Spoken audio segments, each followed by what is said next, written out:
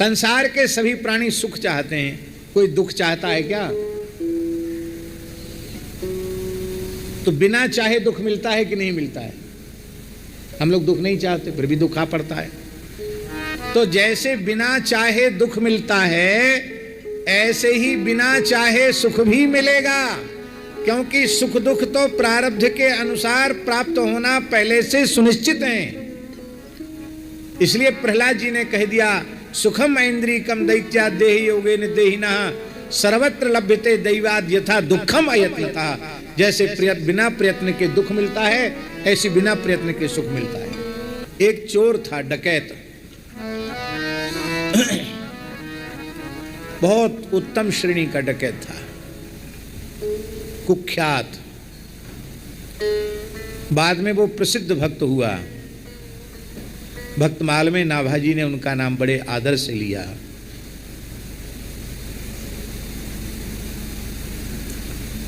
घोरी घाटम घोरी कियो प्रकाश, घाटम घोरी कियो प्रकाश। घाटम जी का नाम नाभाजी ने बड़े आदर से लिया है।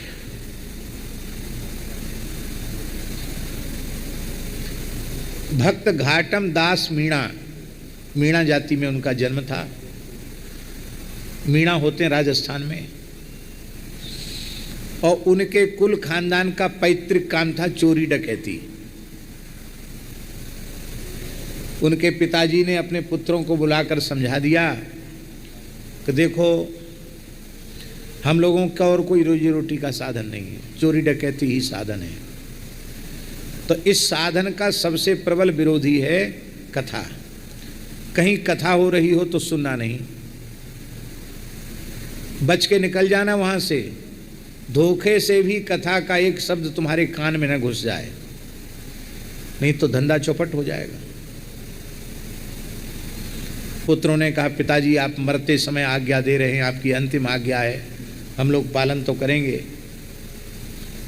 लेकिन कथनचित कोई ऐसी स्थिति आ गई कि कथा के बीच से निकलना पड़ा, तब क्या करेंगे? कुछ न कुछ शब्द तो कान में चला जाएगा। बोले खूब जोर से उंगली कान में घुसा लेना, एक शब्द भी भीतर न चला जाए। और बाप मर गया ये उपदेश दे करके।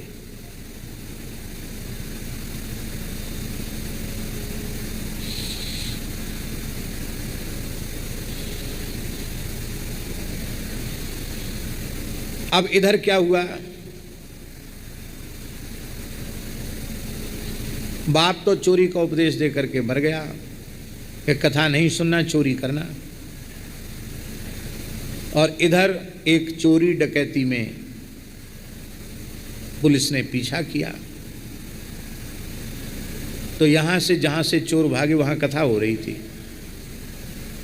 तो और तो सब चोर जो है वो भाग गए, पर घाटम दास के पैर में एक ऐसा कांटा लगा उसी समय, कथा मंडप के आसपास ही।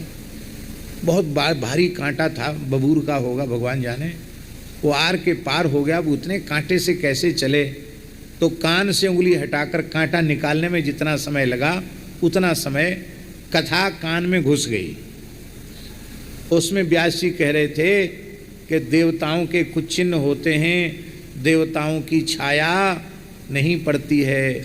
देवताओं के शरीर पर पहने हुए पुष्प के फूल, पुष्प कुम्हलाते नहीं हैं, उनके शरीर की छाया नहीं होती है, उनके पलक नहीं गिरते हैं, उनके पसीना नहीं आता है। ये सब लक्षण बता रहे थे व्यास जी। और कांटा निकाल के घाटम जी तो भागे, बाकी चोर पकड़े गए, वो सब मारे गए और ये बच गए। ये कैसे बचे? तो वो चोरों को पकड़ने के लिए गुप्तचरों ने एक षड्यंत्र किया।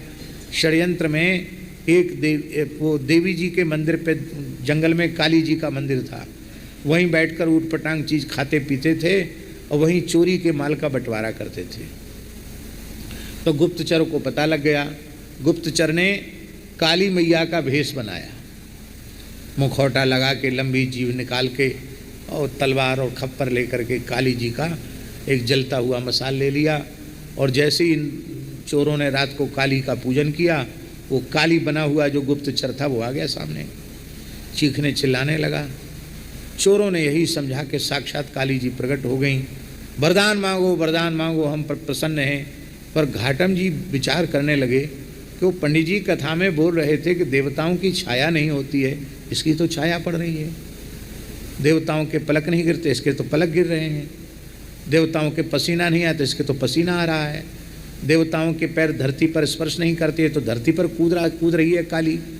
ये काली नहीं है, ये कोई गुप्तचर है, मारने का षड्यंत्र है। घाटम जी वहाँ से भाग गए और बाकी चोर जो थे वो वहीं रह गए। थोड़ी देर में पुलिस आई, सबके सब पकड़े गए, सबको फांसी पर चढ़ा दिया गया। एक को भी जीवित नहीं छोड़ा, क्योंकि अनेक प्रकरणों में वे दोषी थे। अब तो उनको बड़ा दुख हुआ। बोले बताओ कितनी बढ़िया चीज़ है कथा सुनना। और हमारे पिताजी भी कितने महापुरुष थे जो कहते थे कि कथा नहीं सुनना।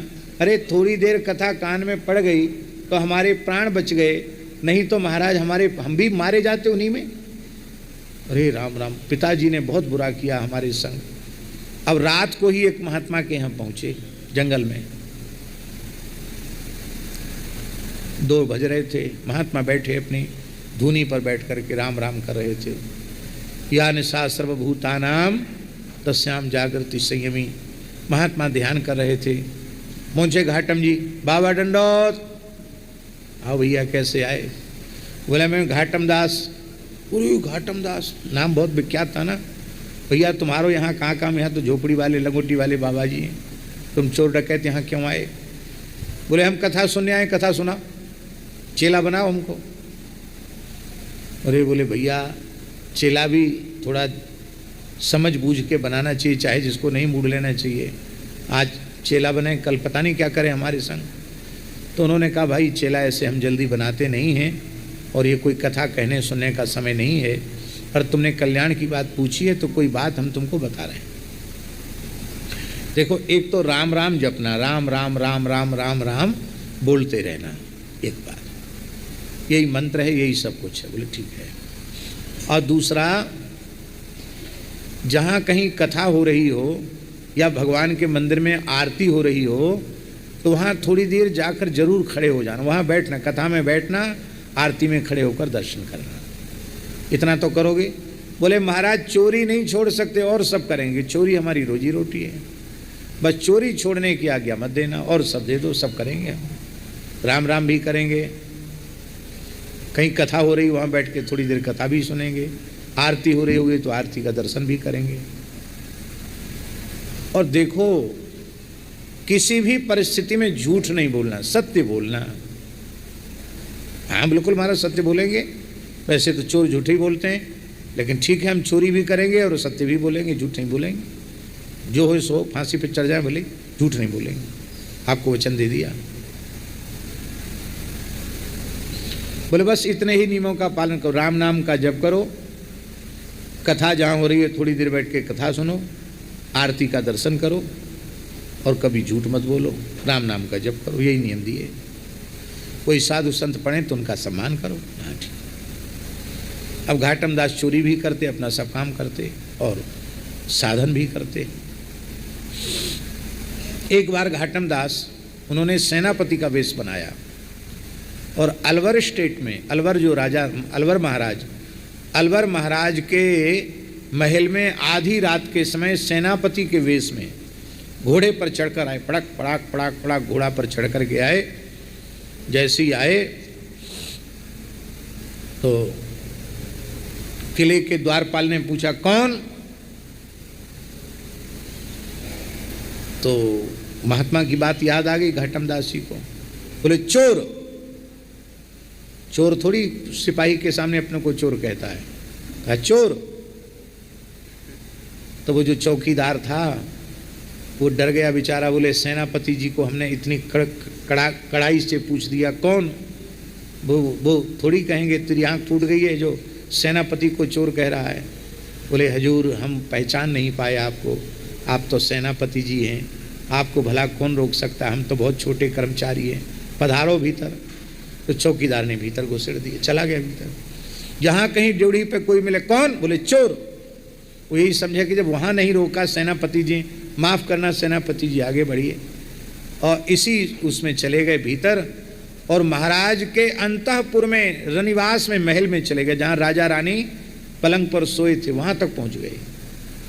रानी ने अपना बहुत बेशकीमती हीरों का हार, सोने का हार उतार करके रखा था बगल में, हार लिया, कुछ स्वर्ण मुद्रा, जो कुछ भी आभूषण उनके हाथ लग गए लिए। अब वो जिस घोड़े पर बैठ के गए थे वो घोड़ा तो थक गया था, अब दूसरे घोड़े पर चढ़ के भागना था।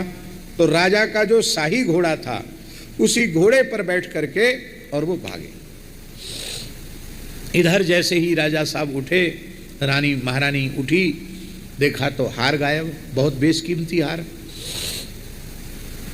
भीतर से हार कैसे गायब हो गया? कर्मचारियों को सब पूछा गया, तुम लोगों के पहरे पर रहते हुए चोरी कैसे हुई? बोले महाराज हम लोग तो पूरी रात पहरे पर थे और तो कोई नहीं आए, सेनापति जी आए थे केवल। हमने सोचा कोई आवश्यक मीटिंग होगी आपके साथ, इसलिए आपने बुलाया होगा उनको, इसलिए रात में आए हैं। सेनापति को बुलाया, क्यों भाई तुम आए थे रात को? बोले सरकार हम कहाँ आए, ना आपने बुलाया ना हम आए। अरे तब वही घाटम दास होगा, वही सेनापति का वेश धारण करके चोरी करके ले गया। पकड़ो पकड़ो। तो महाराज घुड़सवार चारों ओर दौड़ने लगे और ये घाटम दास ही घोड़े पर दौड़ रहे थे। राजा का शाही घोड़ा था एकदम काला, और वो जहाँ दौड़ते दौड़ते जहाँ पहुँचे वहाँ सवेरे मंगला आरती हो रही थी भगवान की। तो गुरुजी की दूसरी बात याद आ गई कि जहाँ कहीं आरती हो रही है वहाँ जरूर खड़े होकर दर्शन करना। तो आरती में वहीं घोड़ा बांध दिया, आरती में खड़े हो गए। पीछे से पुलिस आ गई, पुलिस ने पकड़ लिया। पर ठाकुर जी की माताजी विलक्षण लीला, वो जो राजा का काला घोड़ा था वो एकदम हंस के जैसा सफ़ेद, चंद्रमा के जैसा उज्जवल हो गया। अब घोड़े का कलर ही बदल गया तो कैसे पहचान में आए? बोले घोड़ा तो वही है, आदमी वही है, लेकिन घोड़े का कलर वह नहीं है, घोड़े का वो कलर नहीं है। पकड़ा गया। बोले तुम कौन? बोले घाटम दास। चोरी की है? बोले हाँ चोरी की है। तो घोड़ा? बोले यही राजा का घोड़ा। इसका कलर कैसे बदल गया? बोले हम क्या जाने, भगवान जाने कैसे बदल गया कलर। चलो राजा साहब के सामने, राजा के पास ले गए। राजा को भी आश्चर्य हुआ, घोड़े का घोड़ा वही है? बोले हाँ वही है। कलर कैसे बदला? बोले देख लो, कोई पेंट वेंट तो नहीं कर दिया काले घोड़ा पर, वो तो स्वाभाविक कलर बदल गया था। कैसे बदल गया? तब घाटम दास जी ने कहा कि देखो मैं झूठ नहीं बोलता, एक संत की आज्ञा है कि किसी भी परिस्थिति में झूठ मत बोलना, तो मैं झूठ नहीं बोलता हूँ। सच्ची सच्ची बात जो थी आदि से अंत तक बता दी। राजा भक्त था, राजा समझ गया कि राम नाम का जप करता है, आरती में खड़ा था, भगवान ने ही इसके प्राण बचाए हैं, तो भगवान जिसके प्राणों की रक्षा करें भला उसे कौन मार सकता है। राजा ने घाटम दास जी को प्रणाम किया। बोले आप तो महान संत हैं, भक्त हैं, आपको चोरी करना शोभा नहीं देता, आप चोरी क्यों करते हैं? आप इतने उच्च कोटि के भक्त हैं, आपके प्राण बचाने के लिए भगवान ने, राम जी ने घोड़े का कलर बदल दिया, आप चोरी क्यों करते हैं? बोले महाराज कोई रोजी रोटी का साधन नहीं है, हमारा यही पैतृक काम है। बोले तो ठीक है, तुमको जमींदारी दी जाती है और खूब साधु सेवा करो और प्रेम से, अब चोरी मत करना। बोले नहीं करेंगे चोरी, छोड़ दिया चोरी। और वो घोड़ा भी उनको ही दे दिया, इस घोड़े पर चढ़कर आया जाया करो। अब तो जमींदार हो गए घाटम दास जी, और अब घाटम दास जी अनन्य निष्ठा से भजन में लग गए। संत मलुकदास जी ने जो भक्त नामावली लिखी है उसमें उन्होंने घाटम दास जी का नाम लिया है। घ्यू को घाटव मैना उन्होंने लिखा है। सारे भारतवर्ष में प्रसिद्धि थी कि जितना संतों को घी घाटम दास जी खिलाते हैं उतना घी संतों को खिलाने वाला और कोई दूसरा नहीं है। ऐसी प्रसिद्धि थी घाटम दास जी के बारे में।